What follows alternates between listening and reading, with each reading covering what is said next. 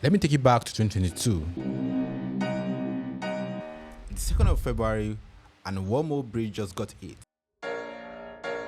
$326 million just gone.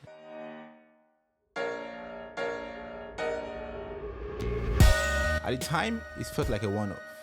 But 6 weeks later, on the 23rd of March, another protocol, Casio stablecoin, was exploited of $52 million. Now, the pattern is forming. By the time summer hits, it's no longer shocking. July alone gives us 2 more. Creamer Finance lost $8 million. Nirvana, $3.5 million was exploited. If you fast forward to October 2022, Mango Market was exploited of over $116 million through an oracle manipulation. Yadaka, though he got arrested, but the money was already gone. You'd think that would force a reset, right? It didn't. By the end of the year, Radium got hit too. That's $4 million more. 7 major hacks in 11 months. Over $500 million was stolen in a single year. Now, 2023 and 2024, things got quieter, teams tightened up their security, audits became standard and lessons were learned. But then, in 2025, Loopscale was exploited of over $6 million in April, and Upbit Exchange lost $36 million in November. Different year, same story. If you add it all up, you discover that $600 million has been stolen from Solana since 2020. Now, here's what you need to understand. These weren't sophisticated zero-day cryptographic attacks. Neither were they nation-state hackers with custom exploit. Instead, these were developers who forgot to check if an account was signed, who didn't validate the token meta address, who trusted users' input without verification. They were missing one line of code, one constraint, one validation check, and somehow someone walks away with $50 million.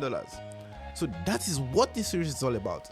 I'm going to show you the exact code that got exploited, the specific patterns that keep costing millions, and more importantly, how to make sure your code isn't next. The question you might ask is, why does this keep happening on Solana? If you're coming from Ethereum, and a lot of us have, Solana's security model is going to feel wrong, backward even. In Ethereum, the protocol does a lot of the heavy lifting for you. Your contract has functions, those functions are modified. Only the owner can call this, only that contract can call that. The EVM enforces it. In Solana, it's different. Anyone can pass any account to any instruction at any time. There's no built-in access control. There's no automatic permission check. Every account that comes into your program, you have to assume it is attacker control until you prove otherwise. Is this account signed? You check. Does this account belong to your program? You check. Is this the token mate you expect? You check. Are this account related the way you think? You check. Now, this is the flaw. This is the trade-off. This lecture, the separation of code and state, is exactly what lets Solana process over 1,000 transactions per second. It's what enables parallel execution, but it also means that if you miss one validation check, if you forget one constraint, if you assume that something is safe when it's not, someone is going to find it and they're going to exploit it. Alright, so there are 100 ways to mess up a Solana program. But after analyzing over 50 security incidents, 9 major exploits, dozens of audit reports, and over $600 million in losses, I think they all fit into a pattern. I call these the Solana security matrix, right? So, it's 2 dimensions. On the vertical axis, right, is how bad is it, from low impact to critical. On the horizontal axis is how often does it happen, rare to uncommon. On the top right corner, this is where you need to focus first, right? These are account validation vulnerabilities. These are missing signer checks, wrong owner validations, and type confusion. This is where Casio lost $52 million. This is where half of all Solana exploits happen. And here's the thing, these are the easiest to prevent, but they are also the easiest to miss, right? Then on the top left, we have CPI vulnerabilities. These are cross-program invocations. They're less common, but when they hit hard. Arbitrary CPI attacks, right? Signer privilege escalation.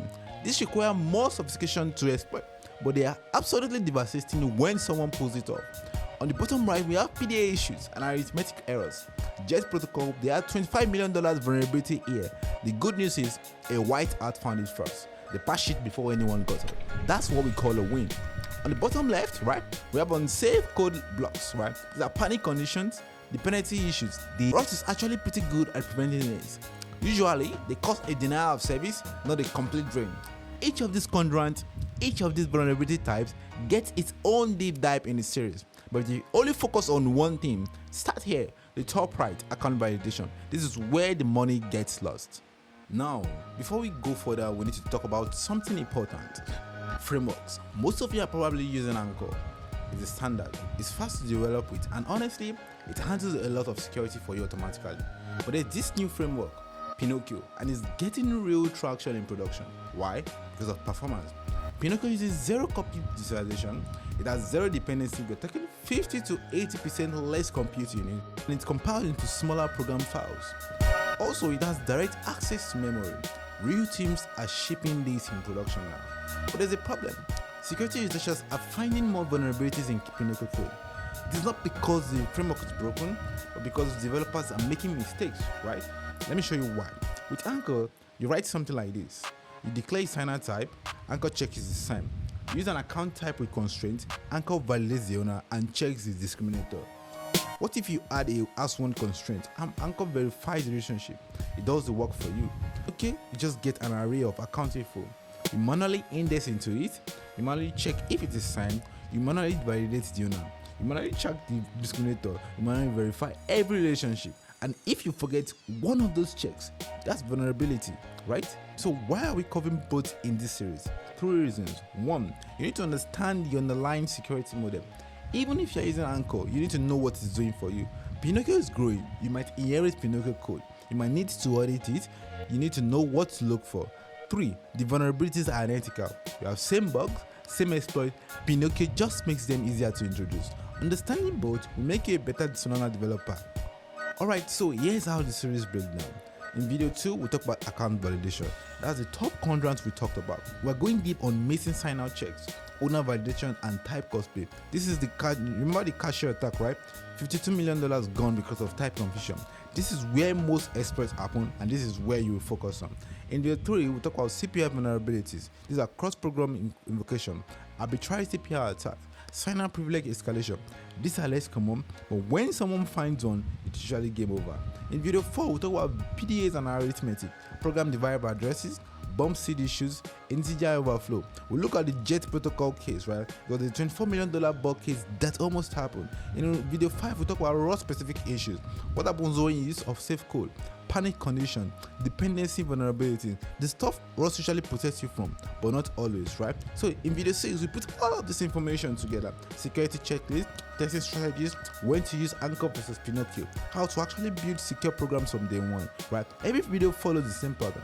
Real exploit, vulnerable code, how the attack work, then the secure version in both Anchor and Pinocchio, and tests to prove that it works. By the end of this series, you will know where 95% of Sonana vulnerabilities come from. You're able to spot them in code review, you know how to prevent them in your own programs, and maybe, just maybe, you save your project from being the next arc deadline.